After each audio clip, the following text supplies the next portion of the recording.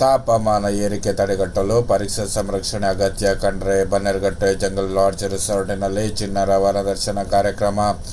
ದಕ್ಷಿಣ ಭೂ ಪ್ರದೇಶದ ಶೇಕಡ 30ರಷ್ಟು ಅರಣ್ಯ ಪ್ರದೇಶ ಇರಬೇಕು. ಆದರೆ ಅರಣ್ಯ ನಾಶದಿಂದ ಶೇಕಡ 30ರಷ್ಟು ಅರಣ್ಯ ಪ್ರದೇಶವನ್ನು ಕರ್ನಾಟಕ ಹೊಂದಿದೆ. ಜಾಗತಿಕ ತಾಪಮಾನ ಹೆಚ್ಚಾಗದಂತೆ ತಡೆಗಟ್ಟಲು ಪರಿಸರ ಸಂರಕ್ಷಣೆ ಮುಂದಾಗಬೇಕು ಎಂದು ಅರಣ್ಯ ಜೀವಶಾಸ್ತ್ರ ಮತ್ತು ಪರಿಸರ ಸಚಿವ ಈಶ್ವರ್ ಖಂಡ್ರೆ ಕರೆ ನೀಡಿದರು.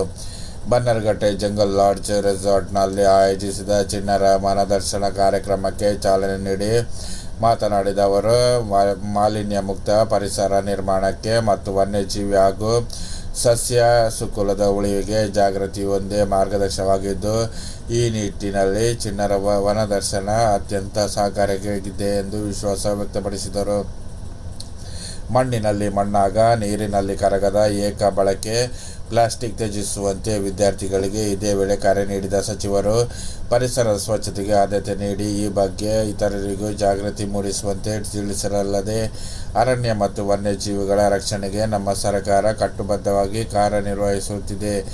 ಈಗಲೇ 5,40,00,000 ಸಸಿಗಳು ನೆಡಲು ಕ್ರಮ ಕೈಗೊಳ್ಳಲಾಗಿದ್ದು, ಬನ್ನೇರುಘಟ್ಟ ಜೈವಿಕ ಉದ್ಯಾನವನ್ನು ಅತ್ಯುತ್ತಮ ಪ್ರವಾಸಿ ತಾಣವನ್ನಾಗಿ ಸಂಪೂರ್ಣ ಅಭಿವೃದ್ಧಿಪಡಿಸಲಾಗುವುದು ಎಂದರು. ಕರ್ನಾಟಕದಲ್ಲಿ 6,395 ಆನೆಗಳಿದ್ದು, ರಾಷ್ಟ್ರದಲ್ಲಿ ಮೊದಲನೇ ಸ್ಥಾನ, 563 ಹುಲಿಗಳಿದ್ದು 2ನೇ ಸ್ಥಾನ ಪಡೆದಿದೆ.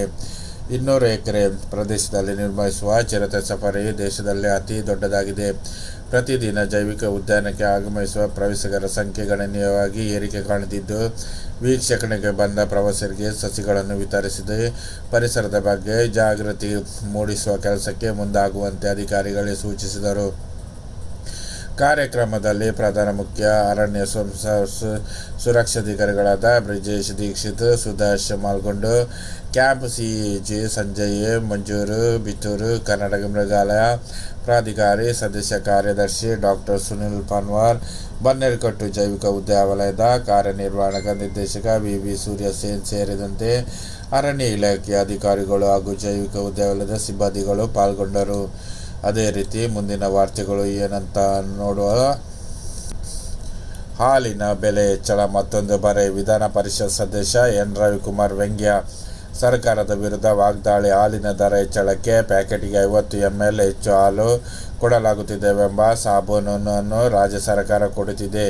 ಹಾಲು ಹೆಚ್ಚು ನೀಡಲು ಯಾರಾದರೂ ನಿಮಗೆ ಮನವಿ ಪತ್ರ ಕೊಟ್ಟಿದೆ ಎಂದು ಪರಿಷತ್ತಿನ ಬಿಜೆಪಿ ಸದಸ್ಯ ಎನ್ ರವಿಕುಮಾರ್ ವ್ಯಂಗ್ಯ ಪ್ರಶ್ನಿಸಿದ್ದಾರೆ. ಬುಧವಾರ ನಗರದಲ್ಲಿ ಸುದ್ದಿಗಾರರೊಂದಿಗೆ ಮಾತನಾಡಿ, ಹಾಲಿನ ಬೆಲೆ ಹೆಚ್ಚಳ ಮತ್ತೊಂದು ಭಾರ ಹಾಕುವ ಕೆಲಸ, ಈ ರೀತಿ ಕೂಡಲೇ ಮರೆಮುರುಕು ನಿರ್ಧಾರವನ್ನು ಯಾಕೆ ಈ ಸರ್ಕಾರ ಮಾಡುತ್ತಿದೆ? ಹಾಲು ಹೆಚ್ಚಳ ಕೊಡುವ ನೆಪದಲ್ಲಿ ಹೆಚ್ಚು ಹಣ ಕೊಡುವುದು ಜನದ್ರೋಹಿ ನಿರ್ಧಾರ ಎಂದು ಆಕ್ರೋಶ ವ್ಯಕ್ತಪಡಿಸಿದರು.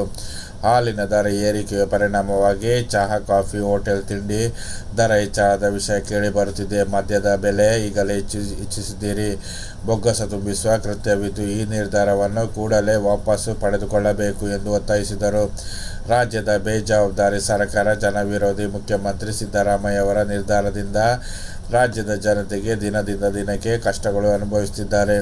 ಕೆಲವು ದಿನಗಳಿಂದ ಪೆಟ್ರೋಲ್, ಡೀಸೆಲ್ ಬೆಲೆ ಏರಿಕೆಯಿಂದ ಕೋಟ್ಯಾಂತರ ಜನರು ಸಂಕಷ್ಟಕ್ಕೀಡಾಗಿದ್ದರು.